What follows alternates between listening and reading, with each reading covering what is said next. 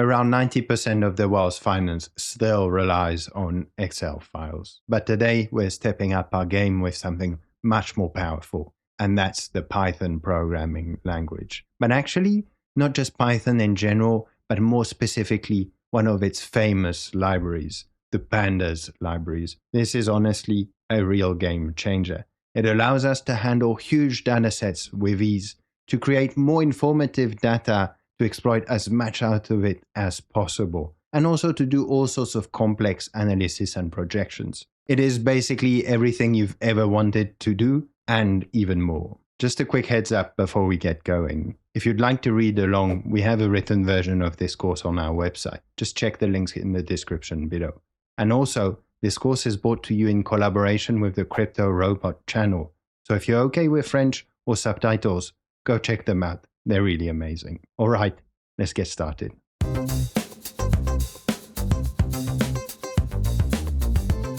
Let's start by adding our new Jupyter notebook for this chapter. So we'll go chapter 5.ipynb, enter, and there we go. And to check that everything works well, let's do a little print hello. I'll just run this and I'll have to select my kernel. So I'll go for this one. And we get that everything worked fine. Perfect. Then to install Pandas, we need to open a new terminal. And what we'll write in this terminal is pip, then followed by install, and then the package that we want to install. So Pandas. So this is really the procedure to follow to install any packages in Python, or libraries, as some people might call them. So then I'll press enter, and then we'll see what is going to happen. So it's downloading it. Great. Then it's going to install it. So this can take quite a while because Pandas is quite a big library. I didn't mention, but pip is the package manager for Python packages. This gets installed when you install Python, but sometimes doing pip install is not going to work, and you should then try pip3. It depends how you have installed Python. So just remember, either try pip or pip3 install your package. Great. So everything's fine. So we can close this terminal for now. And what we're going to do is we're going to actually import the package. So I'm going to simply type import, followed by the name of the package. And then we're going to give what we call an alias. So we're going to write as pd. So this is just going to prevent us having to write every time the full word pandas, every time we're going to call something from the pandas library. Thanks to this, we'll just type pd. So it's just a shortcut, but it can save a lot of time when you're calling this library hundreds of times. So we can run that cell, and then let me show you a little test to check that everything works fine. And the import and the installation has done exactly what it should. What you can do is simply write pd.call, actually the version of that package. And if that runs, that means everything's fine. We do get indeed the number version of the package, but also it meant that we've called a method within this package and it worked fine. So it's a proof that everything was done properly. Great. Now that we've successfully imported Pandas, we can discover there's two main objects, and these are DataFrames and Series. And we'll start with DataFrames. So what are they? Well, basically you can see them as a table where you represent this table with some indexes and some column names. And then obviously you have several columns and several rows. So it's a table with that. The DataFrame class has a ton of methods to help you deal with all this data in there and do so many operations. And we'll see quite a lot of them. So to move on, what we'll do is I'll simply come here and copy this little up to here, this example here, and I'll paste it in the code. Okay, so let me explain what we have here. So this, you remember, those little curly brackets mean that this object here that we're defining is a dictionary. So we're defining this data dictionary. What do we have in this dictionary? Well, we have a keyword that has a list of dates with 4 of them. Okay, then another keyword is actually the closing value. So this traces, this data set really traces, if you want, the asset value across a period of time. So here we have, corresponding to each date, we have a closing value of that asset. And then in the last keyword, where we have the volume, so you can imagine this as being the volume traded during that trading session on that date here. Okay, so then what do we do is that we want to transform this dictionary in a data frame so we can then use all the Pandas machinery to deal with this data. So you see that what we do is that we call our Pandas library. So remember, we use this alias here. We've defined this alias. So that's what we do. pd.dataframe. So we're calling the class dataframe, which will convert this dictionary data, this data dictionary, into a data frame. And we are storing this. We're calling this variable df. This is kind of a standard procedure. Just as defining pandas as PD is a convention that is used worldwide. So let's do a little print df. So we see what comes out of this. So print df, then I'll run the cell. And you see we have now this dataset nicely represented in this data frame. So remember that the first column doesn't actually have a name. This is the index column that I showed you in the previous image. So let's say the first column is the dates. We have the closing value and then the volume as well. Note, by the way, if you're using, like I am here, a Jupyter's notebook, if you only did df like this, you'll have a nicer representation of this table where it's a bit more fancy, but it's exactly the same information displayed. Great. Now, let's say you wanted to print the indexes of that data frame. So you would do print, then do df.index. And if you run this, what we'll get is actually an object, a range object. And you see starts from 0, stops at 4 with step 1.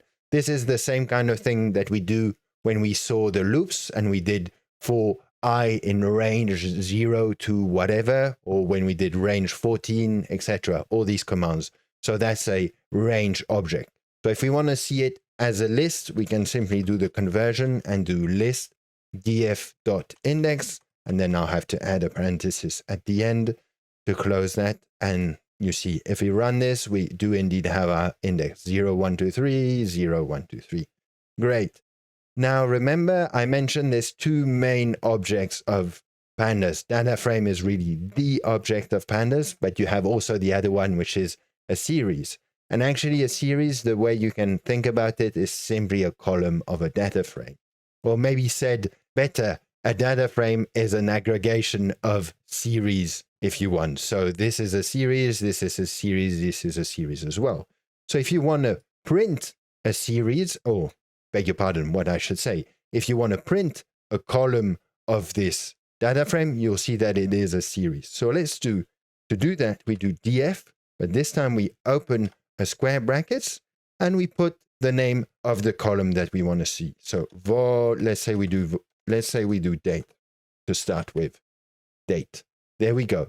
So if I do this, you will see that this is how a series looks like. So we see our dates, exactly the ones corresponding to here, but we always have this index information, and we have some extra information as well, saying that the name of the series is indeed date, and the type that's in there, well, it is actually an object. It didn't quite understand that that's a string.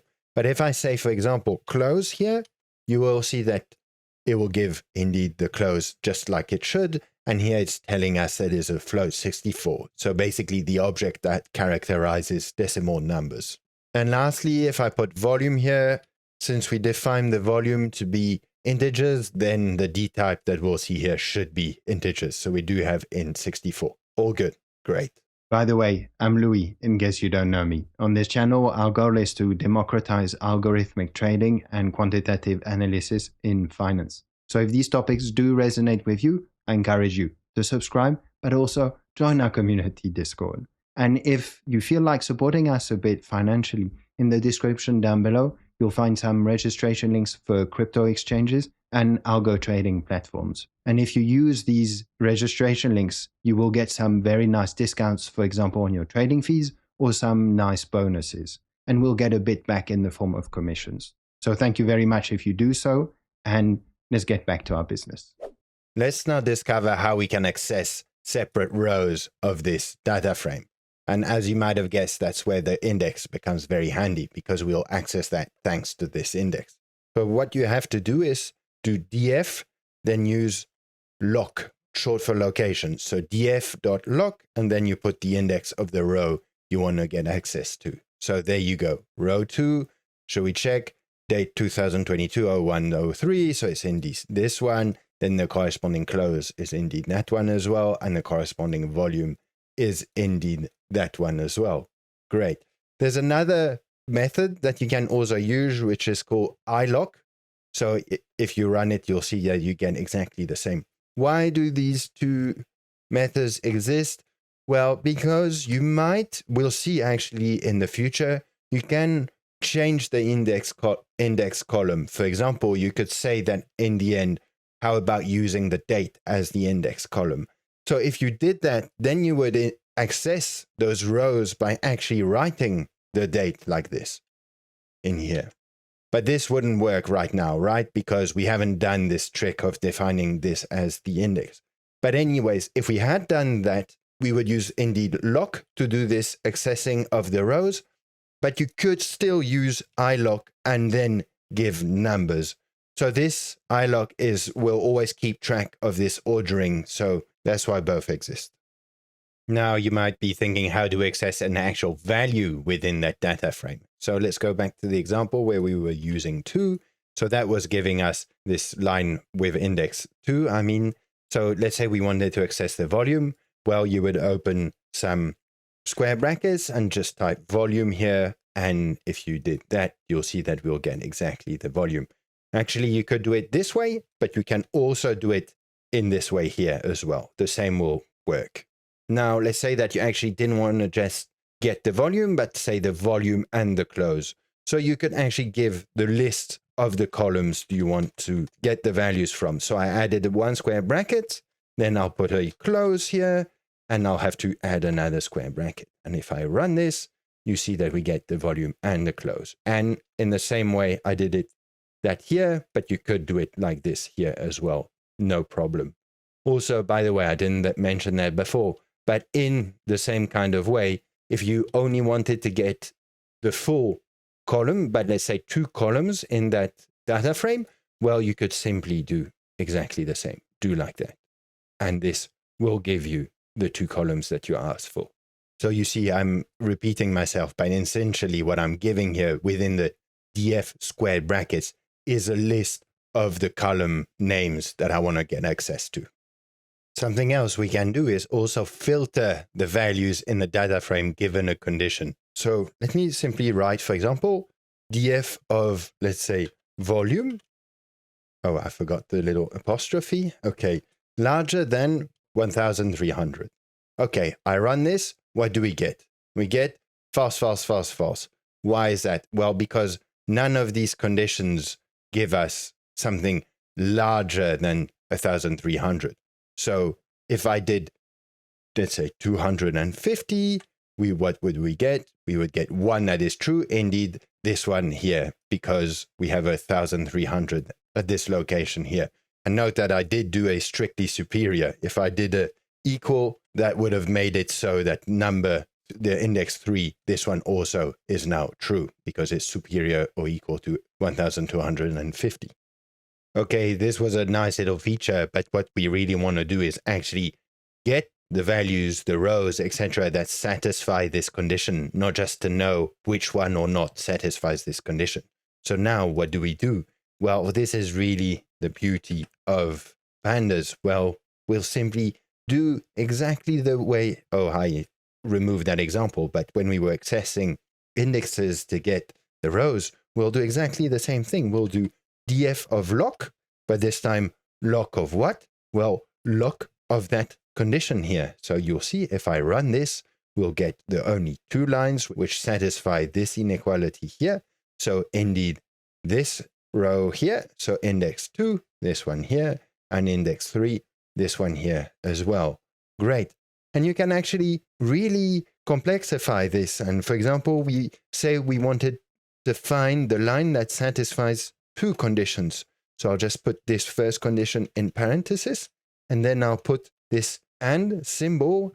And what should we ask for? Let's put a condition on the close as well. So let's say close, and let's say close, bigger, larger or equal to, well, let's do strictly superior to 153. So in principle, what we should find is indeed this column here, this row here, beg your pardon. So let me run it, and indeed it is what we find. So I did with an and, but we could also do with a or. And for this, you need to put the vertical bar here. So this is the symbol for or, and you can see indeed that we do get this line because this line here, this row here, satisfies which one? It satisfies this one, but it doesn't satisfy this one. But because it is a or, then it satisfies this larger condition. So we get this line, and actually this second line here, so the index 3 of our original data frame, this one actually satisfies both conditions at the same time. So that's why we get it. But if I had put, for example, a 1300 here, we would get the same thing, because now this line doesn't satisfy the volume condition, but it does satisfy the close conditions. So that's why it's here as well. Let me also mention that you can carry on, obviously you can carry on piling up. You can put more conditions here. But let's say rather than now accessing, getting all the lines of this that satisfy this condition, we only wanted to get the volume that satisfy this condition, then it is the same kind of thing that we did before. If you want to isolate the volume, the corresponding value to the volume column, you come here and you put volume, and then you do that, and you can see that we now get only the volume values that we saw before. Great. Okay, so we've seen how to handle a data frame, access some of its values, etc. But honestly, the dataset that we created is tiny, and we could have easily done all of these tests without Pandas. But now it's time to crank things up and fully exploit the power of Pandas. In general, a large dataset will come in the form of an Excel file, or more generally what we call a CSV file. Sometimes indeed you do have some JSON files or even some databases like SQL. But most often it is CSV files, so that's what we are going to train with. Just think about them as a written format of an Excel file. So an Excel file in a text format, I should say. As you might have guessed, with Pandas, you can directly read CSV files. So I've prepared one for us to use. So come on this chapters page and click on this link here. This will send us to the GitHub of our channel. So GitHub, if you're going to be a programmer, you're going to be using that a lot for sure. This is where we store all our open source codes that we develop for in our YouTube videos. So feel free to navigate and go see what we have in store. Anyways, so this file that we have here represents the evolution of the Apple stock over, I think, the past 5 years. So you see that now this is a much bigger data set. We have actually how many? 7 columns. And I think in terms of rows, there's a lot, about 3,000, I think. Let's see. Yes, indeed, 2,921 to be precise. So what you do from here is you can download this file by clicking on this icon here. And if for some reason this doesn't show up, you can always go and click on raw here, and you'll just see simply this file displayed in its raw version. And you can see that basically what happens is that each each column are separated with a comma. That's really the structure of a CSV file. And here you can just simply right click and click on save as or something that's like that. And once you've done that, you simply save this file and put it in the folder where you have the code of this chapter. And you'll see that once you've done that, it will also update in VS Code. And you can see that now it has appeared in the folder where I have all the codes for this Python course. So just remember, put this physical file in the physical folder where you have this chapter5.ipynb or whatever name you've given it. And if you want to see, we can actually open it. And you can see that here in VS Code, the CSV file has some nice colors to differentiate between the columns. And this is because I've installed a package, and I believe the name of this package is Rainbow CSV. Yes, this one, Rainbow CSV. So you can come here and install it. You can see that I've already installed it anyway. And it's quite probable, by the way, that the first time you actually open a CSV file within VS Code, you're going to have a little window coming up here telling you, do you want to install Rainbow CSV? Anyways, Great. So that's done.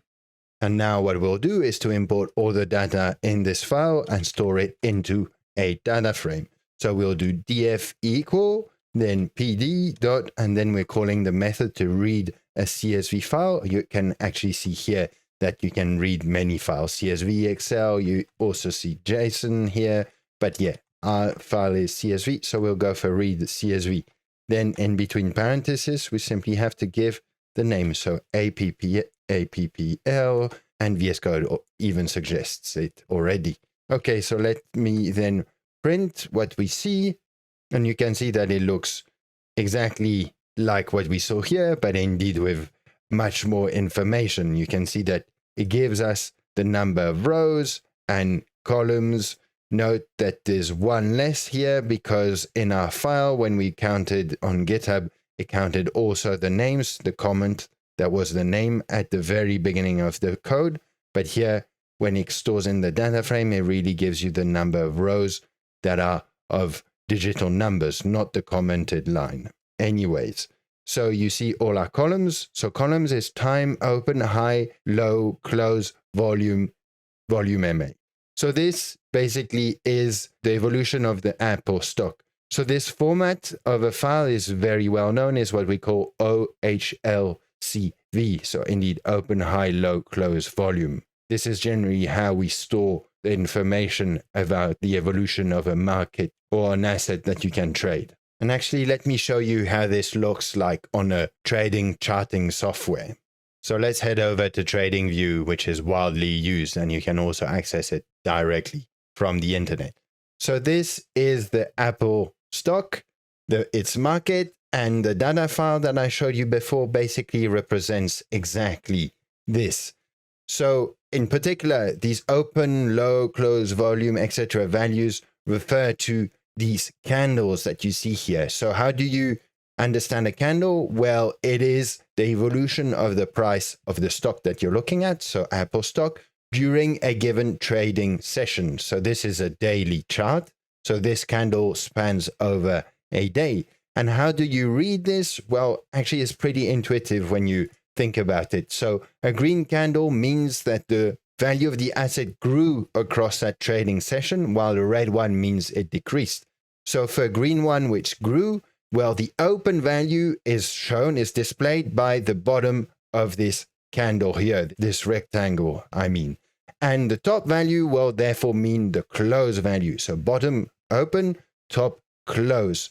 And then the low, so the lowest value that was achieved or reached, if you want, during this trading session is shown by the wick of the candle. So this little, if I put my mouse, I have this little line that comes in, so you don't see very well, but it's this thin line that goes across the candle here. So the bottom of the wick here displays the lowest, while the top of the wick here displays the highest price that was reached during this trading session here. And on the red candle, so a decreasing candle, is the same kind of thing, if you want, but reverse for the open and the close. Because this is red, it means that the open is now at the top of this rectangle, while the close value is at the bottom of this candle. And the wick is actually the same than for the green one. So this highlights the lowest price that was reached during this trading session, while this one is the highest. And the volume cannot actually be displayed with this candle. So if the volume is an extra indicator, if you want, and just to show you, you could add it here by going on indicator and type volume, and then you can see it displayed here. So this is the volume reached. So the values here corresponds to the amount or the volume trading during this trading session. And you have that for all the candles here. So you see, if I come back to our code, you see exactly the thing. So the time is indeed the time of that session. So there's a little thing we need to do to these numbers to get a intelligible date. We'll see that in the future, but you do see indeed exactly open, high, low, close, and volume. Volume MA, I don't exactly know what it is. I assume a moving average computed over the volume in maybe a specific way. But anyways, we're not going to be using that today. So we will actually use this example to show you how to delete a column from a data frame. We'll do that in a bit. Okay, now let's put ourselves in the shoes of a data analyst. So when you get a data set like this, the first thing you need to do is to do a first-hand analysis of the data set. Because in general, when you get a data set, it won't be clean. There'll be some things missing, maybe some errors at some point with the formatting, some numbers missing, funny things like this that you have to deal with. Obviously, when you do an exercise and somebody gives you an example to treat like we're doing here, the data is generally clean. But just know that in a more professional context, or actually say less pedagogic or whatever, you'll have to do this cleaning of the data. So the first thing I suggest is to use a very nice method from Pandas, which is called describe. So we'll just do this, describe. So this basically gives you a first-hand statistic analysis or breakdown, if you want, of the dataset.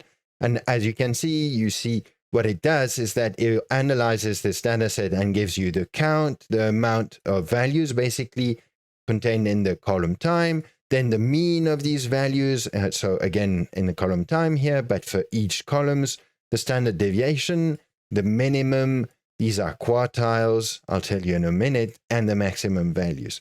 You can see, however, that when the numbers tend to get big, Pandas automatically changes the format of the numbers, and here it's giving you a scientific format, which we may not need here. So just remember, E plus 03 basically means 2.92 times 10 to the power 3. So E plus 03 means 10 to the power 3. So here, I guess we don't really need that. We're happy with what we had before. So I'm just going to fetch this little command on the website, and then we'll come back to the code and put it here. If I run this, then I run this again. You see, it will put it back into how we wanted it before, how it was before. Great. So I mentioned I wanted to explain what are those quartiles. I think the count, you can see, by the way, that little thing that you see, but there is a little non-clean thing happening in this data set, and you've probably seen it before, is that this line misses numbers, but you actually would see it here. You see like, oh, in the time column, I have 2,920 values, the same for open. Oh, but now the rest of the columns have one less. So probably I won't be able to use that last line because I'm missing information. Cool. So that's a little thing that this describe tells us. Okay, then you want to have some physical understanding of your dataset. That's where the average, the mean comes in handy, the standard deviation as well, the minimum value and the maximum value as well. Now the quartiles, what does it mean? Well, this 25% here means that 25% of the values have an open value that is in between 0 and 21.83. Then this 50% line here, how should you understand it? Well, for the open column, it means that 50% of the data in the whole data frame have open values, beg your pardon, contained between 0 and 36.49. And you can understand how it goes on. Now, the 75% quartiles tells you that 75% of the data set has an open value in between 0 and 93.83. And of course, I'm giving the example for open, but it's the same for all the columns. Say, for example, we're now doing high, we're looking into high. So it means that this number here means that 75% of the data in the whole data set has values of their high that is contained between 11.27 and 94.55. And you understand now also in this sense, the maximum, it actually means here, the max is like the 100% quartile. It means that 100% of the data in the dataset has an open value contained between 0 and 182.63. Now, there's a few things we said we should do to this data set. We did say we wanted to change this date into something intelligible because these numbers don't mean anything to us for a date. And we also said that we will remove this volume MA column. And we also have to deal with this little irregularity that we have here, where there's more values with time and open, but not high, low, close, etc. But actually, this little table shows that there's something else that's a bit weird happening in our data set. And it's actually this number here. So this tells us that the Apple stock actually had a value of 0 at some point. And that's not really possible at all. Stocks, even at the beginning, don't start with a value of 0. So there's probably something happening here that we'll have to deal with. Okay, let's start cleaning this data now. So I think the first thing we should do is to actually remove that last column that we don't want. So we'll do df equal df dot, and we'll use this method called drop. And in drop, we must give the name of the column, so volume, MA, and we need to specify that this is a column and not a row. So that's why we need to give after that axis equal 1. Then let me display the data frame again. And there we go. The column has disappeared. Perfect. What else should we treat now? Well, let's get to that missing data kind of that we have to deal here, where we saw that there is one too many if you want, or there is some missing high and low volume close data. So this probably means that somewhere there's some data that is null. So for that, we're also going to use a method to spot these null numbers. Indeed, I've mentioned it already before that this is probably the line, but yes, let's imagine that we hadn't seen that and it could be right in the middle of the data set, so we have no real means to spot it. I mean, if the data is huge, you don't want to go through it by eye and watch every line. Imagine you have 100,000 lines in the file. You can't do that. So let's do that automatically. So to do that, we're going to use a method called isNow. So let's do df isNow, and I want to show you what comes out of this. And you can see that what we get is a data frame where everywhere that the numbers are not null, if you want, we have a false. And we can see that in the last line, indeed, we have some true values. So this is at the level of the total data frame, but we could have said, oh, I want to spot where this high, where we're missing this high value here. So we could have done simply high here and do that, because it is, when you look at this data, you have no idea whether the missing high, the missing low, the missing close, the missing volume, etc. is actually on the same line. So let's say we looked for high. So that's what we would get. We see that there's a missing high at the last line. Again, this we were able to see it because it's the last line, but it could have been in the middle. So what we can do is use this magic lock method that we've used before and just do df.lock of df high is null, etc. So if we do that and we run this, we find that the line where high is null, and actually it's a none value, so that means not a number.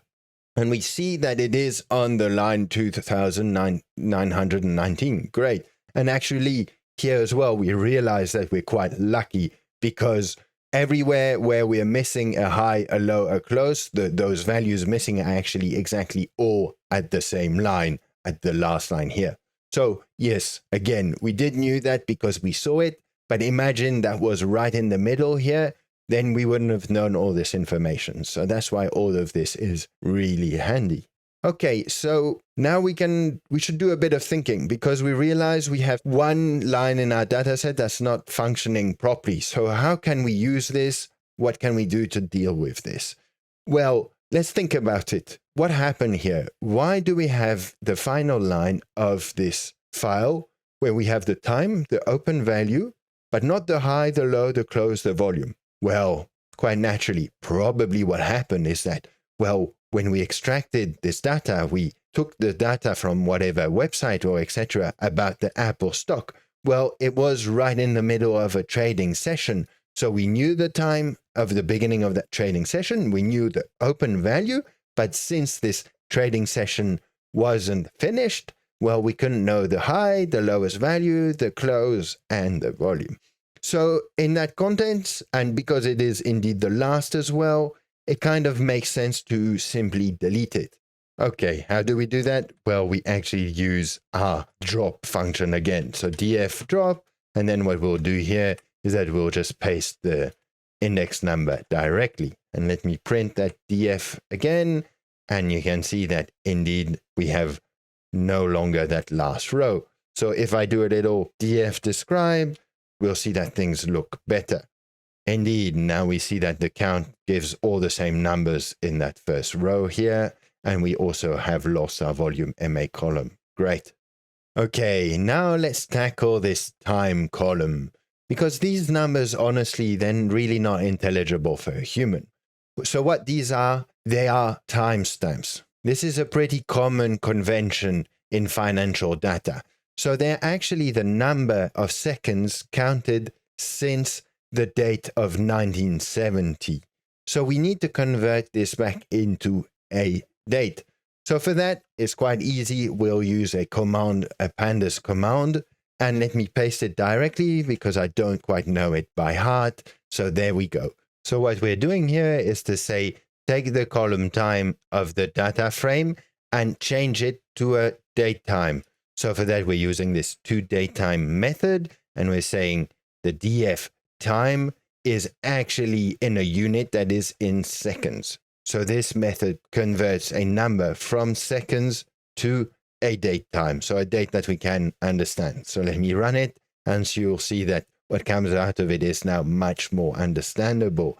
Indeed, the first row, we see that it was, the opening session was in 2011. And actually, you now also realize the kind of time frame of this data set. You see that it is a daily evolution of the Apple stock, because you see that every new line starts at a new day. Okay, I think now it's time to deal with this little zero that we saw here, which didn't make much sense. I remind you that this means that there is one line in our data set which has its opening value that is 0, which is not really physical. So we'll have to kind of try to understand why and deal with it. So again, the first thing is to find where this happens. So let's do a little search. So for that, we'll do df of what? Well, open, and we'll do a equal 0. I remind you, double equal is for equality. So if I do that, well, okay, I see falses everywhere. So it is in this setup that I mentioned before. So it's neither at the beginning, neither at the end. So it's in the middle. So this is not helping us. So we'll have to go and use the lock. So we'll do df.lock of df open equals 0. Okay, if we do that, we now find exactly the line where this is happening. So it's on that date, this line here, and we see that we have an open that is 0. But interestingly, what do we see? Well, that the high, the low, the close, all of these values make total sense. They're logical, etc. So from this, what we deduce is that something went wrong somewhere when this data was acquired, and we don't know why, but we have a 0 here. So we must deal with this. How can we do it?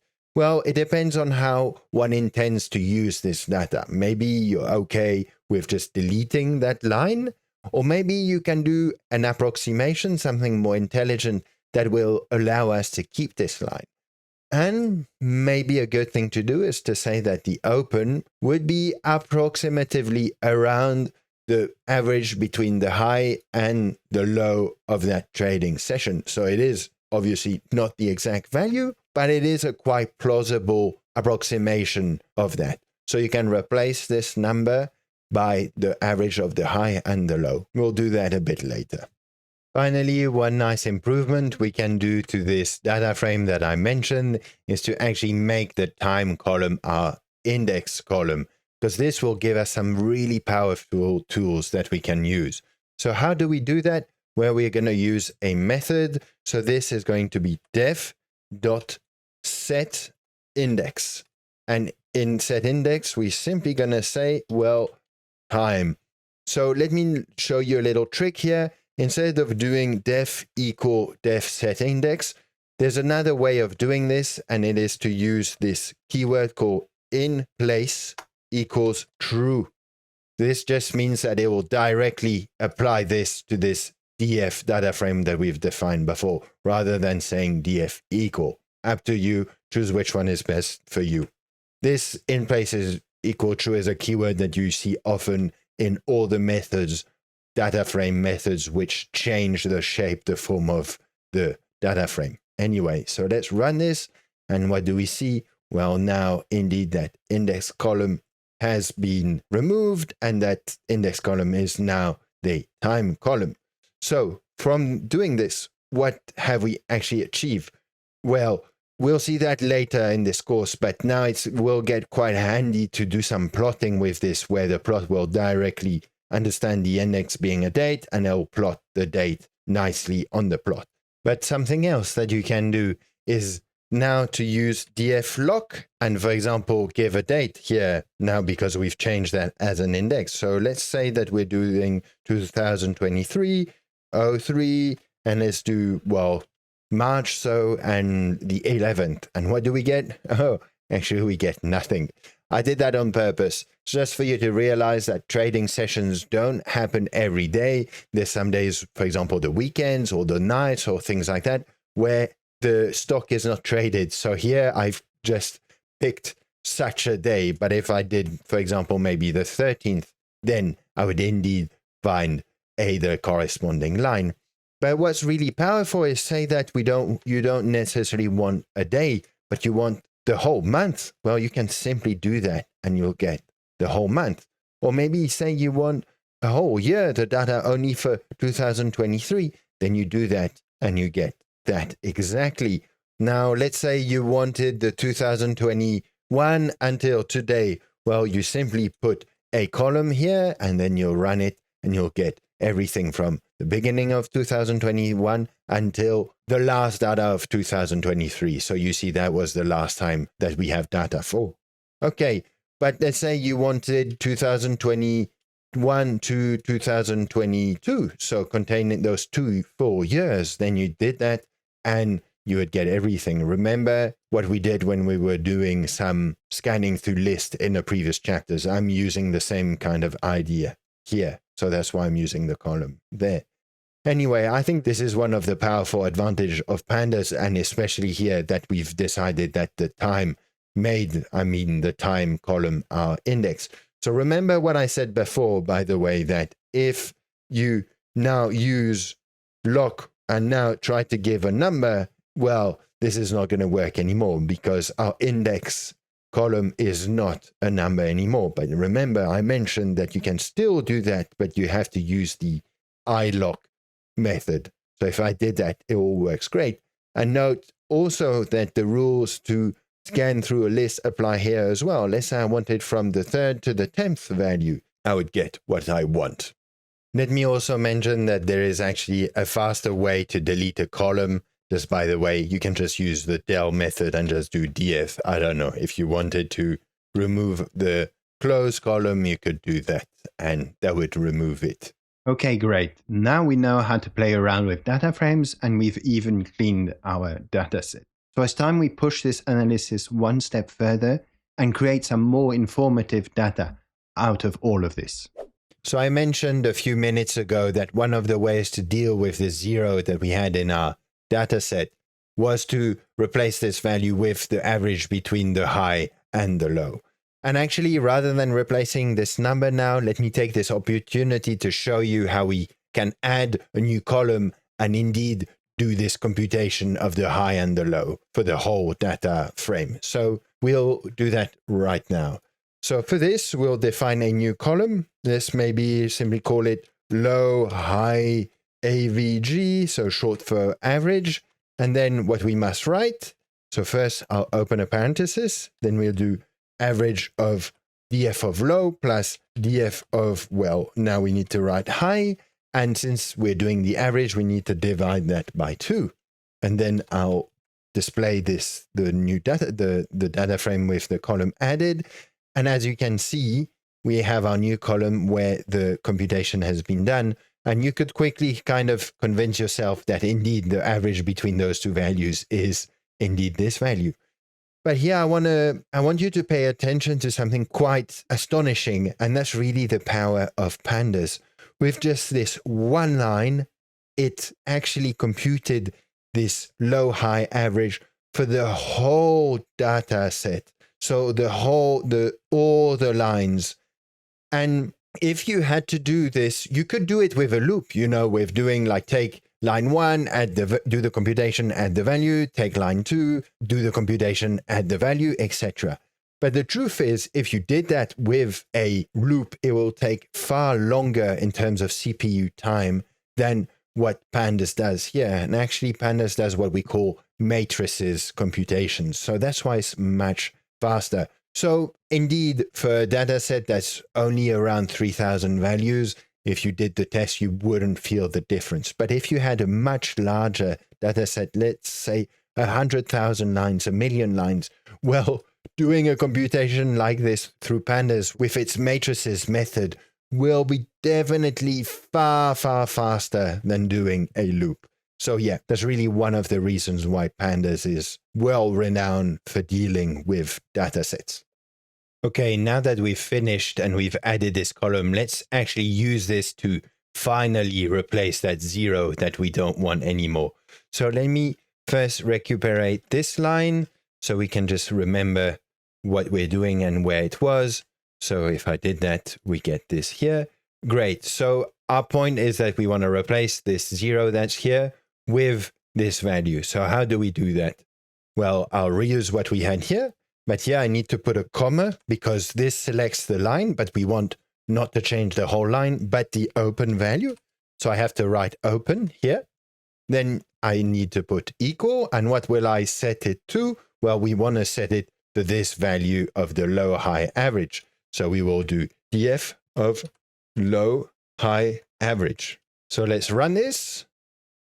So the computation has been done, and let's double check. If we still find this value where we have a 0, no, we don't. Indeed, so everything worked well. So we'll fetch the date. So we can do a little, so that was the date here. So we'll do now a df.log of that date in between quotation marks, because the date, don't forget, is a string. So let's do that. And what do we see? Well, indeed, now we indeed have that the open value has indeed been replaced by our computation of the mean between the low and the high. Let's also now check a df describe to see how it looks like now that we've done this change.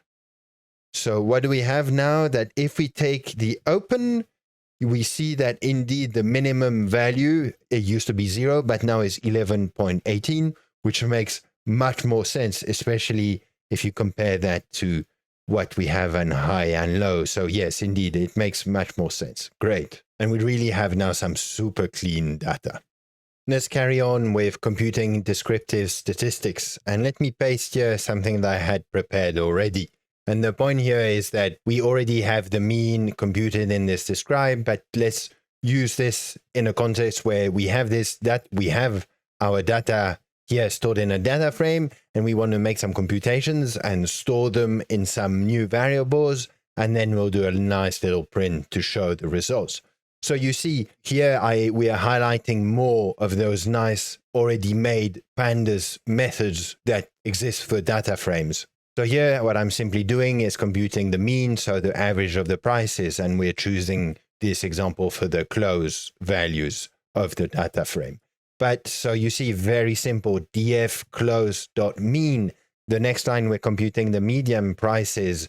So I don't want to go into a course of statistics, but it won't hurt to refresh your mind. Actually, the median is exactly the 50% quartile. So what does it mean as compared to the mean, which is the average over the whole data set? So meaning you add all the close values to each other and you divide by the number of values that you've used in that addition. That's the mean.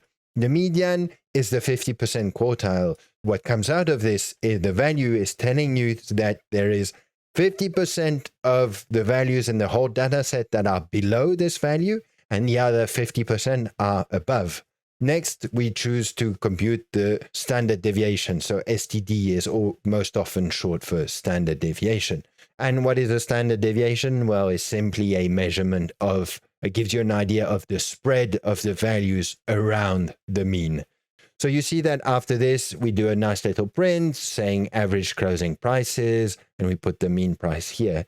So let me actually stop babbling so much, and we simply should run that cell so we see the results that comes out of this.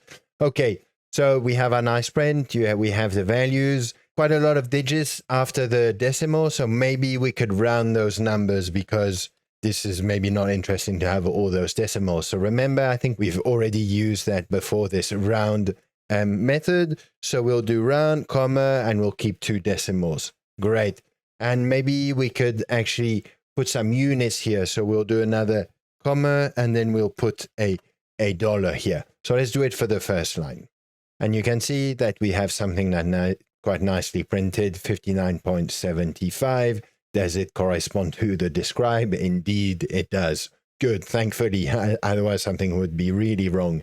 Anyways, let me also use this opportunity to show you something that we've seen before, but let me just insist again on it, which I find quite useful. It's the use of these F strings rather than having to deal with those commas in the print and closing your apostrophes. So when you want to print a long string, you can use the F string notation, meaning that you can put the actual numbers you want to display in your sentence. For example, you put these in between curly brackets.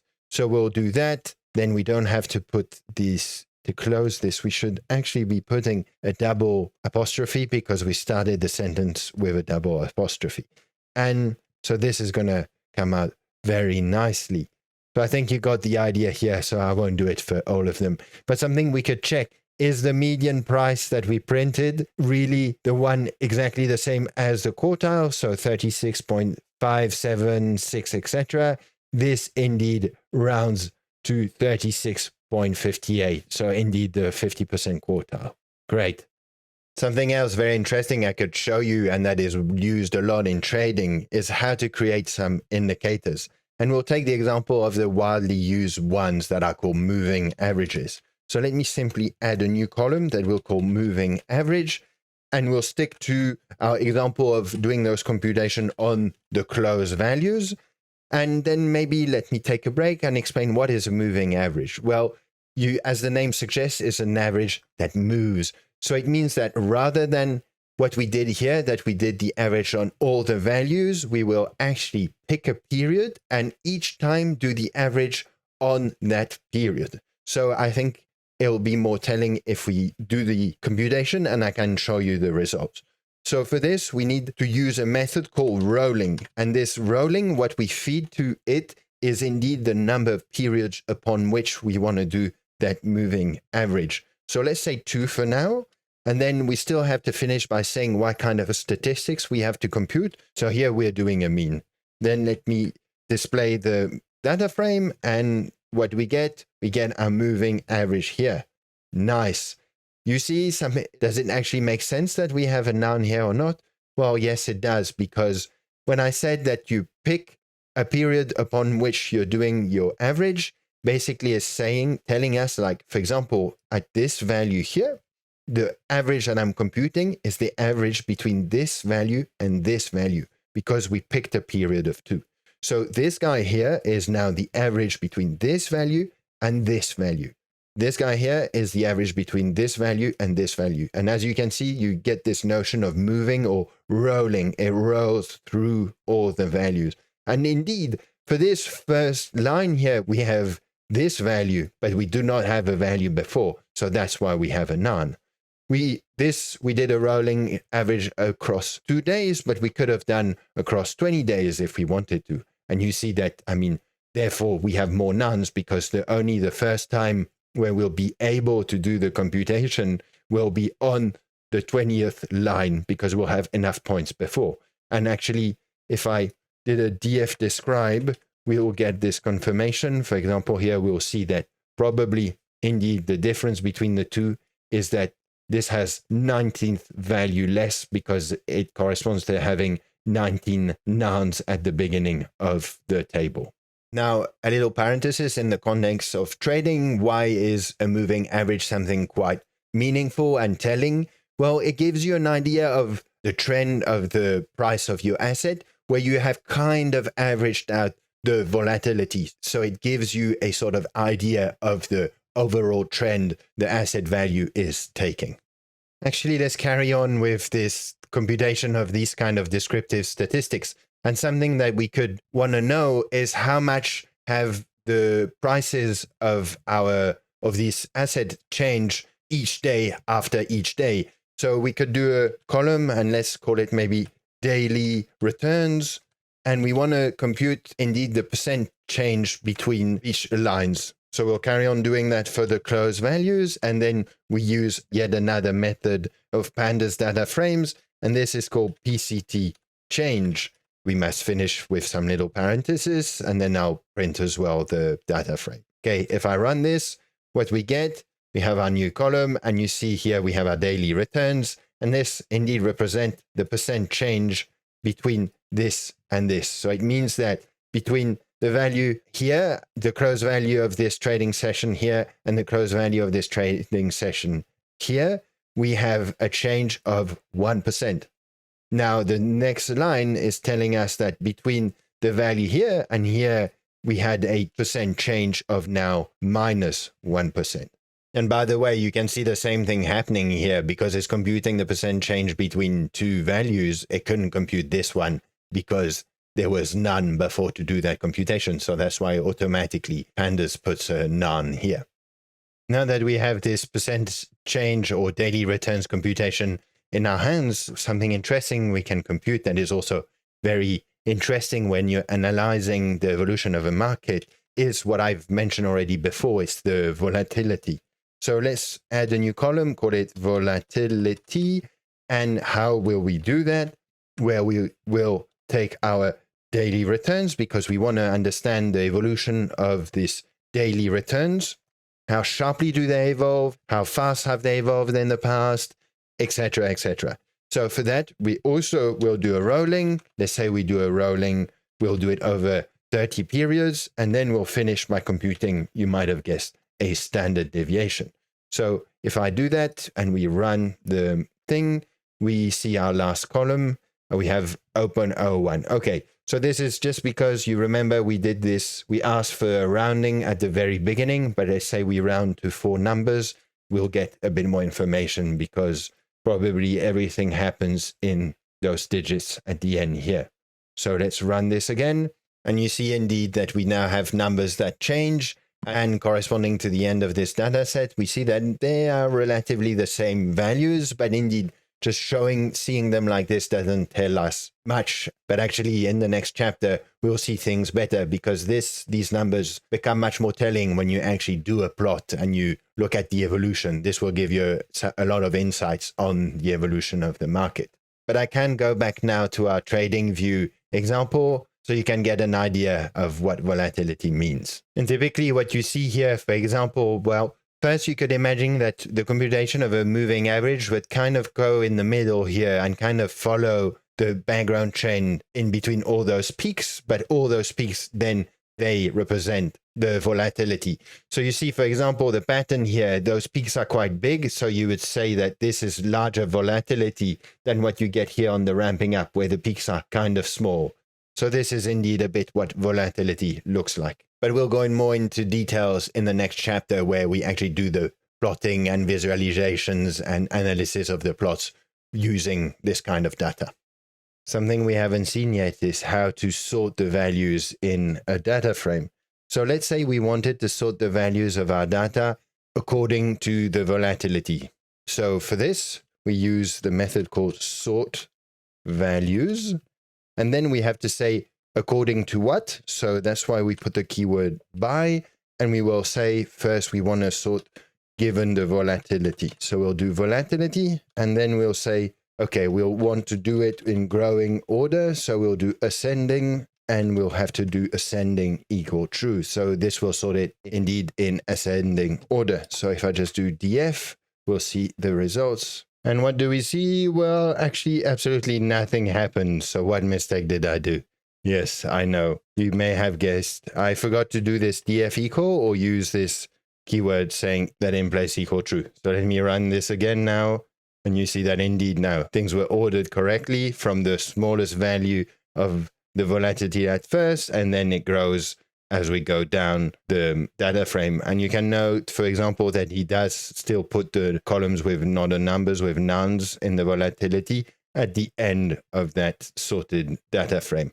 Okay, so that was done with volatility, but maybe we'd like to see how the ordering using according to the daily returns. So let's do that. Let's do daily returns here. So we can kind of analyze a bit what was the days where there was the biggest jumps or not in the daily returns. So we can see that the worst date was on the 16th of March, 2020, where we had a daily return of almost minus 13%, which is quite a lot. And actually, let's find it on the trading view chart. I'm pretty sure we'll spot it easily. This is quite a big jump. So we said 16th of March, 2020. So we'll have to go back. Okay, 2020 is here. So I'll do a zoom on that period here. So March is around here. Yes. Okay, so 16th is here. Oh, yes. So we can see the big drop between this trading session and here. So this is the one. So let's compute. So the close value of that session was here. And then the opening of that next session was around here. So something like, yes, a bit hard to get the exact, but about minus 12.73%. And does that correspond? Yes, indeed, minus 12.86%. So yes, that corresponds well. Now let's see if we can spot the highest return. So this is this one here, almost 12%. And that was, so that was a few days before. This drop, by the way, is exactly the period of the COVID crash, by the way, if you're wondering why there were some huge drops like this. Yeah. So actually, so I was saying the biggest one is on the 13th of March. So let's see if we can spot it as well. And this is probably, yes, the trading session just before, I think. So let's check that. So we closed at this value here, and then the opening was at this value here. So we're about, yes, about 12% indeed. So that's the one. Great. Now we could also be interested in ordering with respect to something different. So daily returns was the change between the closing value of the previous session and the opening value of the next session. But let's say we're interested in knowing where we had the largest moves during the same trading session. So we could create a new column that we'll simply call change. And what we want to compare is the DF of the closing value. So let me not forget the apostrophes, closing value, that we compare with respect to the opening value. And probably what we could look into something computed in percentage. So relative to the close value, for example. So DF, I'll just do DF change with respect to DF close. Okay. So if we do that, then let me copy the DF sort and say that now we are sorting with respect to that change. So let's run this. And what do we see? The biggest percentage change that we saw is of 8%, and that's on the 24th of August, 2015. Okay, let's see if we can find it. Okay, so 2015, we'll have to scroll back quite a bit. Then I'll come and zoom on that here. Okay, and we said the 24th of August. So that will be around here. 24th. Oh, and I think we can see it straight away. Indeed, it pops out. This is the biggest candle that we see in this region. So that's the biggest candle in percentage change that we have on all our data frame. All right, time for me to give you this chapter's practical exercise so you can train your data manipulation and Pandas skills. And in this exercise, you'll be working with the famous Titanic and its passengers. And so this data file you'll be using is a CSV file with quite a lot of information. So the passenger's ID, sadly, whether they have survived or not, their class, name, sex, etc., etc. And for you to train, I ask you these 10 questions to manipulate and go through this data set. The questions order go from easier to harder So you'll have to display the first 10 rows of the dataset, determine the dataset dimensions, count the number of passengers in each class, calculate the average age, etc., determine how many passengers survived, the count of male and female, how many men or women survived. So you see here having to do some count using some conditions, and then what is the survival rate per class? Here, maybe a bit more complicated question, but you have to create a new column, and you'll have to do that using the sum of this column and this column here. And the question then will be to identify, for example, the non-survivor with the most significant family on board.